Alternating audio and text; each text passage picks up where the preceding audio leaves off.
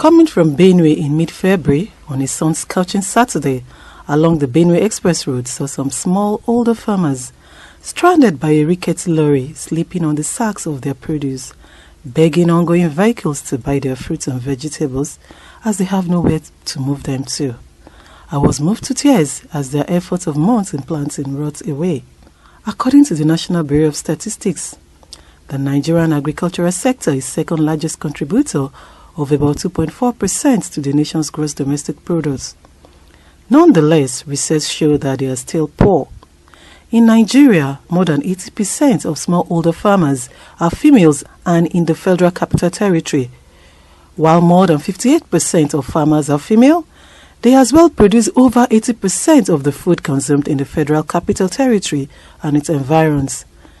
The ordeal of many small female older farmers in the Federal Capital Territory is not pleasant, as they are confronted with so many issues, ranging from access to land. Women in Nigeria generally own less land due to traditional authority. According to the 2012 Gender in Nigeria report, less than 10% of Nigerian women own land. The lack of land ownership means lack of collateral, significantly reducing the chances for women to access financing.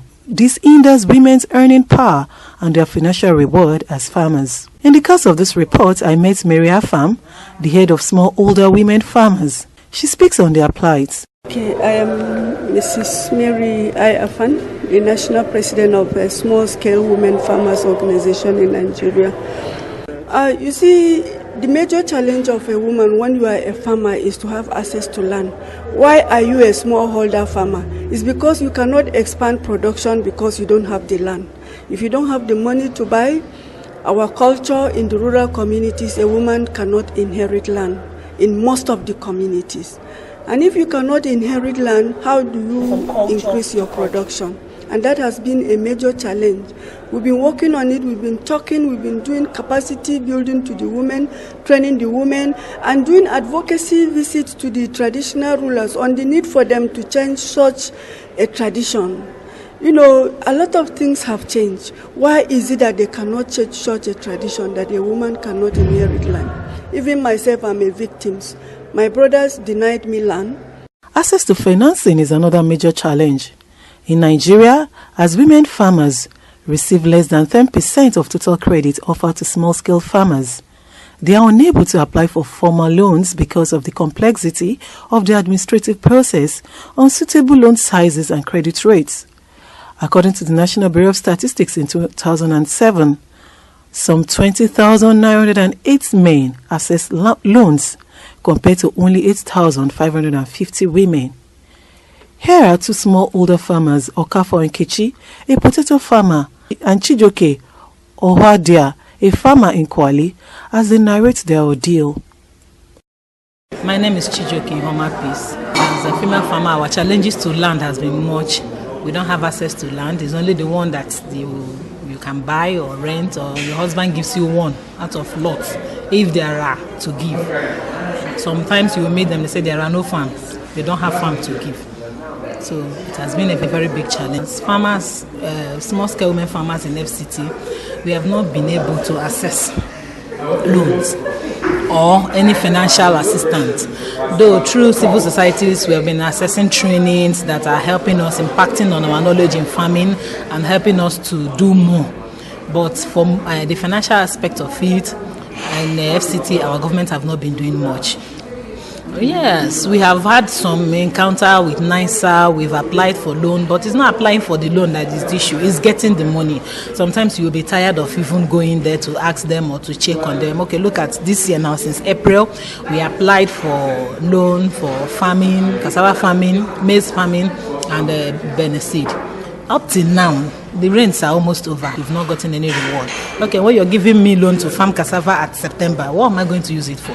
You are simply telling me I should go and eat the money and not be. Yes, commercial banks give double digit. As a farmer, I don't think me as a farmer, I can repay double digit. And I don't want to get myself involved into what I cannot be able to pay back.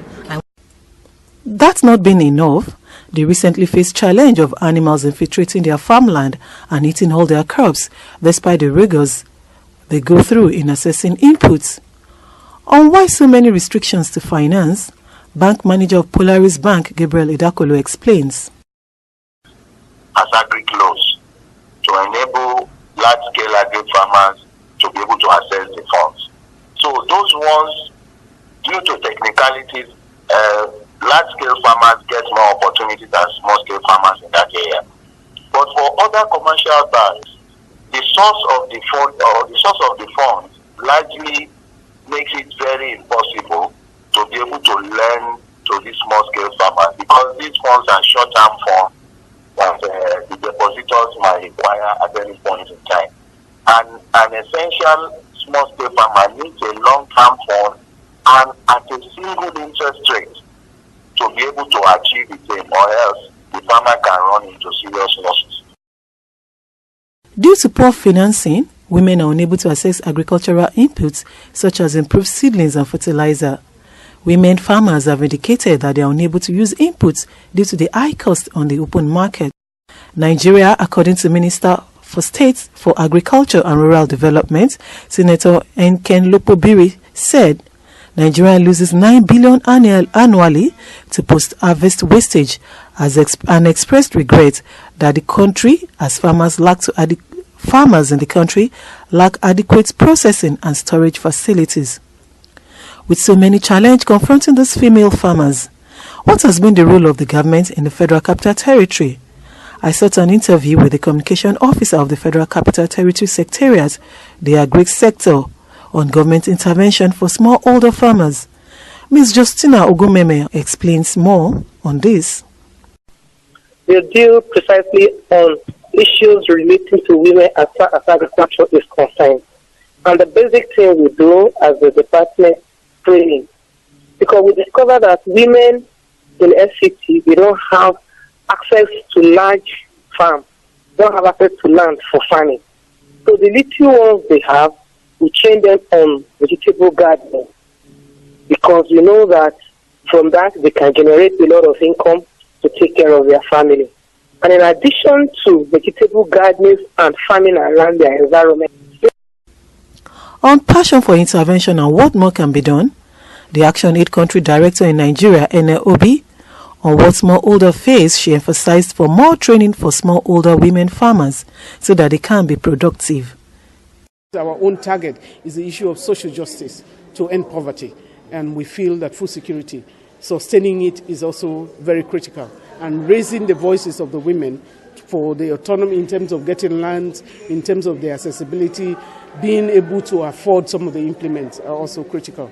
And we're happy that we've been able to make some contributions to this. And, we're paying special attention to women because most of the implements, when it is time for distribution, they don't get to the women. And that's why we're organizing. There is a movement, and thousands of women now have been mobilized. We had the issue of a Kilimanjaro declaration where we took so many women from Nigeria. Women came from all over Africa. So they are part of raising their voices now. There is one of the laws that is waiting for the president to accede. We hope that, yes, we hope that he will be able to, so that women can have access. We're also coaching them in terms of management, in terms of managing their resources, and also how they come together as cooperatives to be able to access more, facilities. But that acceding to that law will help, and also the implementation. There has been a lot of collaboration. I know Bank of Industry is not here this morning, but we have been engaging with them. At the state levels where we go, we engage the Bank of Industry. We go into the cooperatives. We have the Ministry of Cooperatives and some places wealth creation in some of the institutions. I think there is a lot of capacity building that has gone on. For these women, they are now into cooperatives. There is forces when you have unity. You come together like the broom. You cannot be broken. And also they help each other. Knowledge level is not the same. They are able to rub it on each other and have been able to make a lot of progress. So we are working on that and we'll continue. The small-scale female farmers in the federal capital have not been adequately supported over the years by successive administrations in Nigeria, and that their voices are scarcely heard. Neither are they adequately represented in policy-making process and in governance. With the influx of people into the city capital and the latest report by the Food and Agriculture Organization on flooding in 14 states, which might lead to zero hunger by 2030, There is no doubt that there is need for massive support to help the small-scale female-holder farmers in the Federal Capital Territory. I engaged a female trainer and a farmer in a farm at Abata Lefi, the outskirts of Nasarawa State. Queen, she told a sad story of some small-holder farmers in Masaka. This story moved me to tears, as these women farmers water their pumpkin leaves with their bare hands, as they could not afford a watering can to water their vegetables for survival.